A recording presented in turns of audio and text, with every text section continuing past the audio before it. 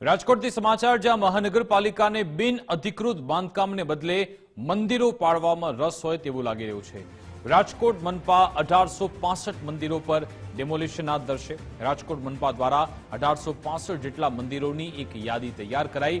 મામલતદાર બાદ હવે મહાનગરપાલિકા દ્વારા મંદિરોને નોટિસ આપવાનું શરૂ કરાયું। ટીપી અધિકારી કે.આર. સુમરા અને હેતલબેને કંઈ પણ બોલવાનો ઇનકાર કર્યો છે। મંદિરોને તોડવા મુદ્દે સવાલ પૂછવામાં આવતા અધિકારીઓએ મૌન સેવ્યું। રાજકોટ મનપાને બાંધકામોને બદલે રાજકોટ મહાનગરપાલિકાને ગેરકાયદેસર બાંધકામને બદલે જાણે કે મંદિરો તોડવામાં રસ હોય તેવું લાગી રહ્યું છે। મહાનગરપાલિકાના કિંમતી પ્લોટ પર મંદિર હોવાથી ડિમોલિશનની ચર્ચા છે।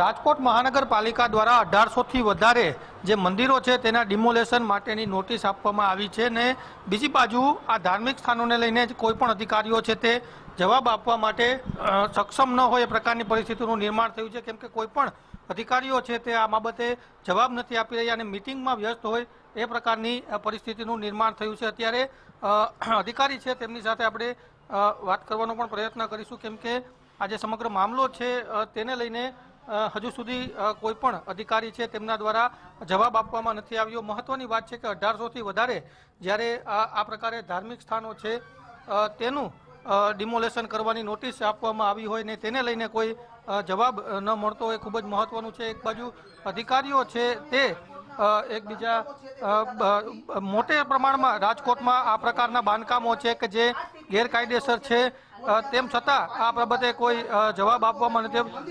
સાહેબ ધાર્મિક સ્થાનોને લઈને નોટિસ આપવામાં આવી છે।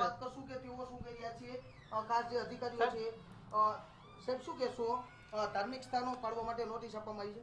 હમણાં અમારી છે ને આ મિટિંગની એક ચાલે છે, કાલે પીએસ સાહેબને રિવ્યુ બેઠક છે એનું અમે અત્યારે તૈયાર કરી રહ્યા છીએ। ના એમને લઈને કશું નહીં, નો કોમેન્ટ। અમારે આ ઇસ્યુ ચાલે છે ભાઈ, બરાબર। આ ધાર્મિક દેવસ્થાનો પાડવા માટે અન્ય કોઈ બાંધકામો છે જ નહીં એવા કે જે નડતરરૂપ હોય? તમને ખ્યાલ છે કે નહીં આપના અધિકારીઓ છે બેન શું કહેશો આવી રીતે ધાર્મિક બાંધકામો પાડવા માટે નોટિસ આપી છે? સાહેબે આપને કહ્યું ને નહીં, આપને ખ્યાલ છે આ બાબતનો આપના વિભાગનું છે તો અત્યારે no comments please, no comments please. આપને ખ્યાલ છે એમાં મુદ્દાને લઈને નોટિસ આવી? No comments please. ખ્યાલ છે કે નહીં આપના વિભાગમાં આવે છે તો આપના થકી જ નો કોમેન્ટ્સ પ્લીઝ।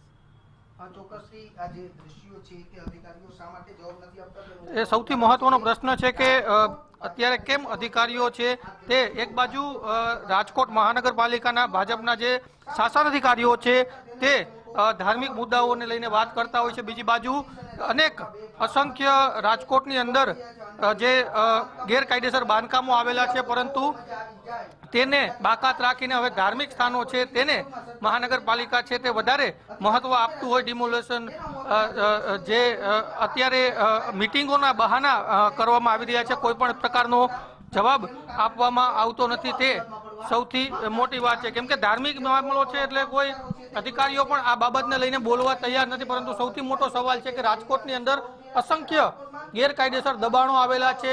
હજી થોડા સમય પહેલા જ રાજકોટની અંદર ટીઆરપી કાંડ જેવડી મોટી ઘટના આ અધિકારીઓના પાપે થઈ હતી ને હવે આ વધુ એક વખત આ પ્રકારના આ મુદ્દાને લઈને સવાલો છે તે ઊભા થઈ રહ્યા છે। કેમેરા પર્સન કિશોર વાડોલિયા સાથે ગૌતમ બેડા, ગુજરાત ફર્સ્ટ, રાજકોટ।